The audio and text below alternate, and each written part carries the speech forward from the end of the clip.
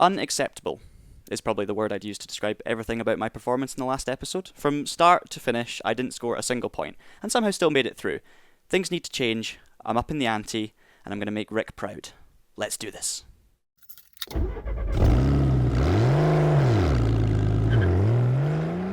Hello everybody and welcome back to the 25th episode of my TOCA Race Driver 3 World Tour playthrough on the Traxion channel. Now, last time out, I lost everything in terms of my skill, my speed, my logic. I thought for some reason that driving through the pit lane with no pit stop timer would count as a mandatory pit stop. That wasn't very smart. Somehow I made it through the tier, but if I'm going to continue driving like that, I'm not going to make it any further. So it's time to engage serious sim racing brain. I'm going to be qualifying for these events, and I'm going to be trying my best to actually get a good result and make my way through, because if I don't manage it, I'm going to be stuck on these tiers for a long time. So let's jump in. You got a face like a bulldog chewing a wasp. I'm going to bend your ear. Don't let me down this time, son.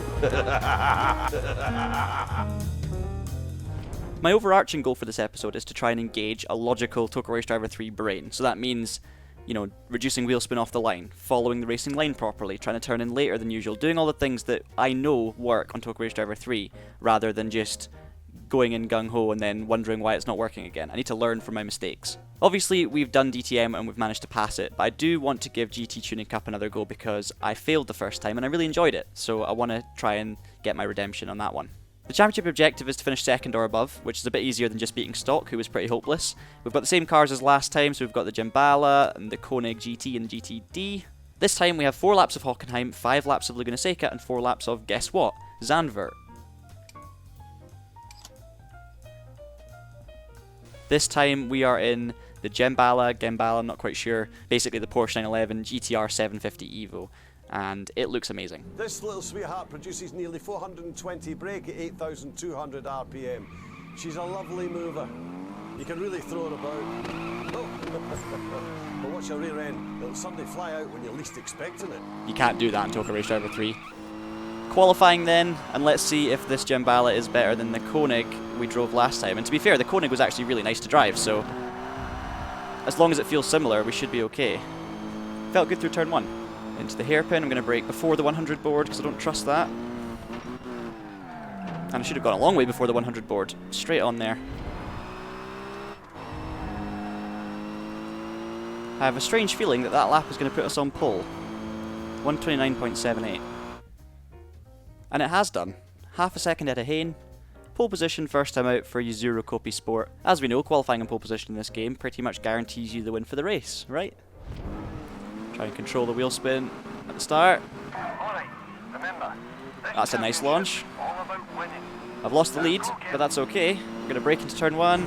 We've got another one going around the outside, but we'll settle into P3. I don't think I scored a point in this championship last time, so yeah, just need to try and hang on in there in the top 3 or 4. Looks like we've got 2 tuned Porsches versus 2 Ferrari 360s at the front. Going to brake nice and early. I say nice and early. It was later than all my rivals, and it was still a little bit too late. But, oh, we're almost taking the lead. We're going to hang it around the outside of Hayne. Nope, we're still second. Let's try a little cutback then. Just got to be careful. I'm not going to judge a cutback because they've braked so early. And now that is us in P1. Keep it on the road. Okay. There we are. Comfortable P1, let's go. End of the first lap, and we've built up a nice little lead. Quick through turn 1. We've actually got a sizable gap. It's been a long time since we've had one of those. You've got a nice little lead there. Just make sure you keep it. This is another one of those races where I'm just engaging full sim racing brain, focusing on all my braking points, all my turn-ins, trying to exploit the most out of the physics. But it seems to be working.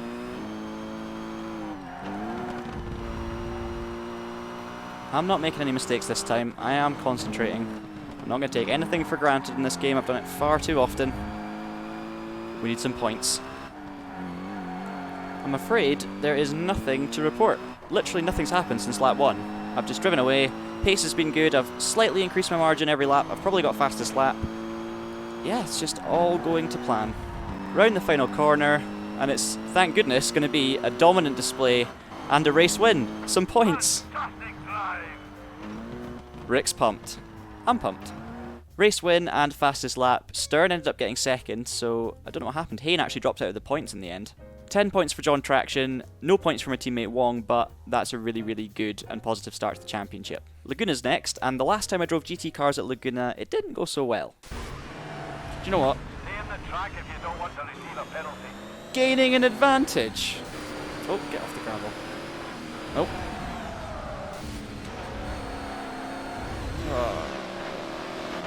At least things can only get better, and judging by what happened in the last race, I think they might. We're going to brake just before the 100 board for the first hairpin. Everything's under control. The tarmac feels nicer than it did at Hockenheim actually, there's more grip underneath me. Hang on a minute, this actually all of a sudden feels like a modern racing game. Not when you touch the gravel. It's actually probably more realistic than most... Oh, what am I doing? That was appalling. Anyway, what I was trying to say is it's probably more realistic than most modern sims when it comes to the gravel. Like, when you go in gravel in real life, you just get sucked in and it slows you down. And that's kind of what happens in TOCA.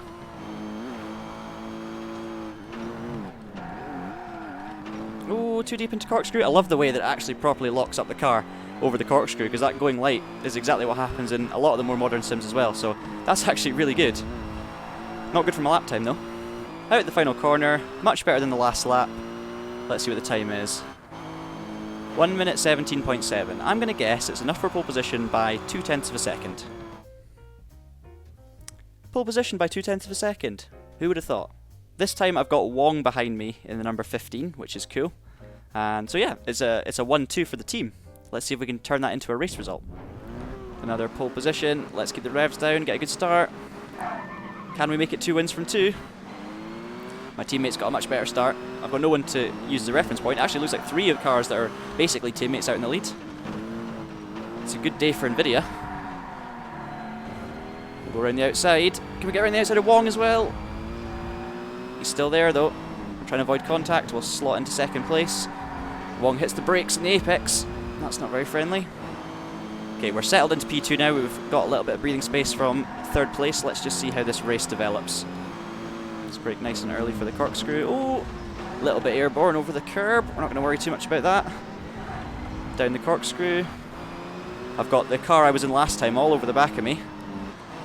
Wong is no slouch, that's for sure. He is, or she, not quite sure, is leading the race well. A bit wide in the last corner though.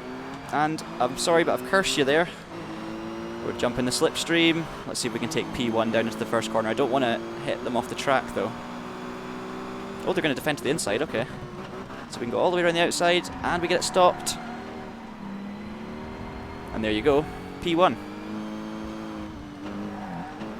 Okay, using logic to avoid locking up this time, I'm going to use a bit less braking force, and even though it's TOCA Race Driver 3, the logic works. Who would have thought? Great lap.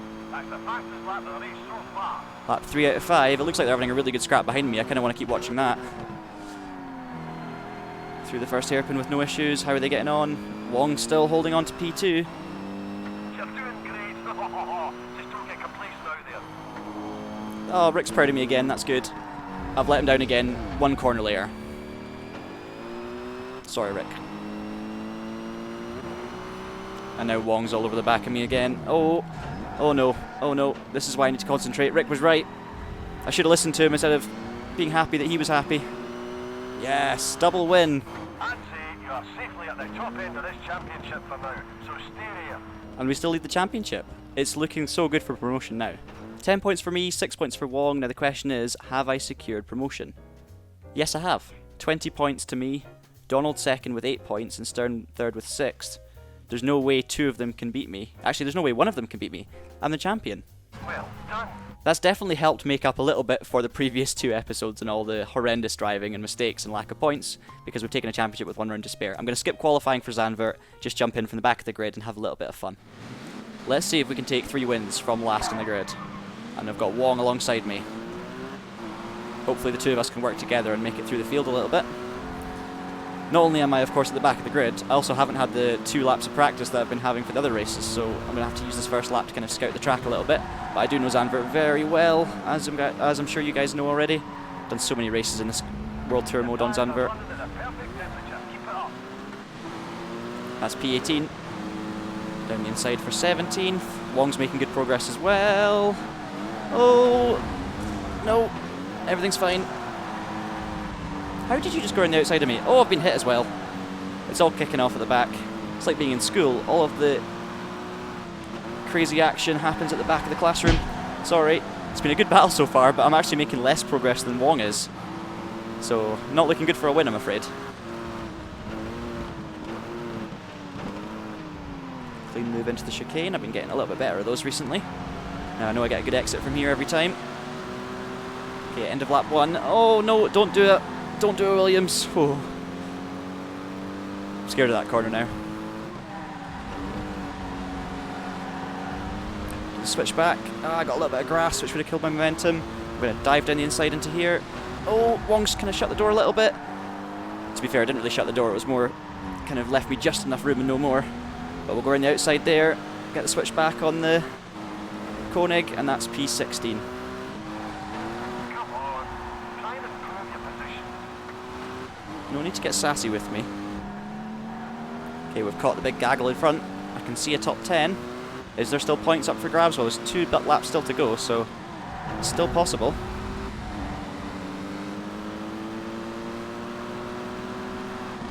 A bit more sensible this time and lift through there, but no, I got a little bit of grass on the inside. Lost my run and damaged the suspension. 15th. That is the fastest lap. Okay, Rick's happy again. Oh, 3 wide. I'm so sorry. I thought, oh, that second part I really didn't mean to do. I was fully steering right.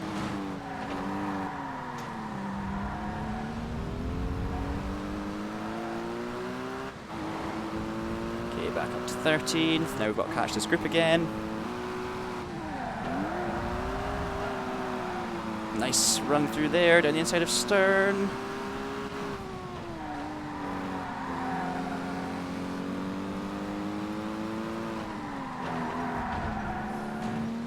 Stern's back down the inside of the next corner. This is, again, GT Tuning Cup delivering, but it shows you the importance of qualifying because I'm not really making much progress through the field.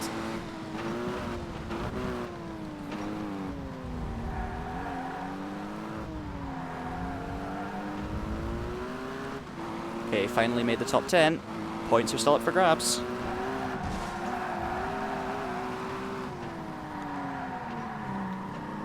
Nice, everyone's slowing up. Lake doing me a massive favour in 4th place. Could we still get the podium here? Is that possible? Around the outside of a scary corner. Oh! I mean, that was my fault for going for the move, but I just thought it'd be worth it. Undercut on Lake, and I'm going to back out, send them to the inside to defend. Try the undercut here. No, can't quite get through cleanly, unfortunately. Much more of that, it'll be race over for you. Alright. It's fine, Rick. Nothing's at stake. You're not paying for the car. I hope. Oh, no, I've been hit. That's fair enough, to be honest. Tell you what, it's all kicked off in this race, hasn't it? It's been 4 laps of non-stop action. There's another move. Almost clean, not quite. Back past Donald again. Come on now, get on that podium. You've told me to get on the podium with 1 corner to go, but I'm miles behind. Anyway, it's going to be P6. That was good fun. A bit frenetic, but I enjoyed it. You dodged the bullet. Nice performance. We did actually get P6 in the end, so we got 1 point. And that means we end with more than double the points of 2nd place, so dominant display from John Traxion, and we move on to the next tier. Let's see what is next up then. On tier 30. 94% progress now. We've got another GT Tuning Cup, and we've got the 4x4 Off-Road Tour. Finish 2nd or above in the championship is the objective. We've got the Mitsubishi Pajero and the Volkswagen Race Touareg. 5 laps of Brands Hatch, the Rallycross, 3 laps of the International Short Course, and 6 laps of National Dirt 3. We're in the Danny Mason Mitsubishi Pajero. Let's just do the first race and see how we get on, and then we'll end the episode there. Now, I've turned qualifying back off for this one, just to give us a little bit more of a challenge. This championship is as important as any other. You've got to show what you've got. Gear races are very short. Okay, Brands Hatch, I've got some really bad memories of this Rallycross track. But let's see how we get on with these things. 4-wheel drive usually helps.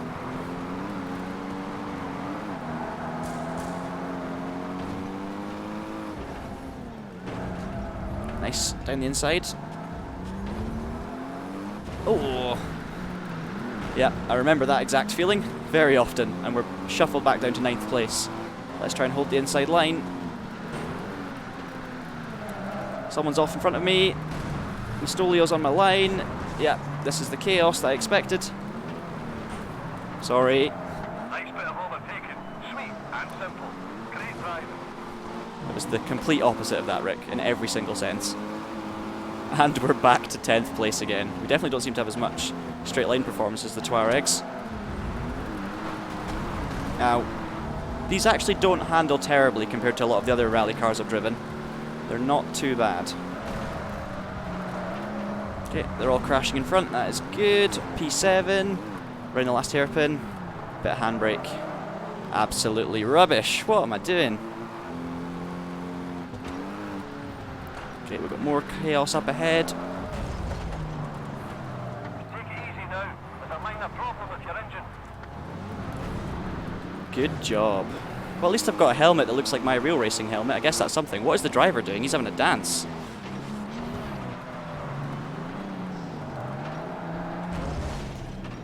As you can imagine, watching my driver dance going into turn 1 didn't result in a very good line for turn 1.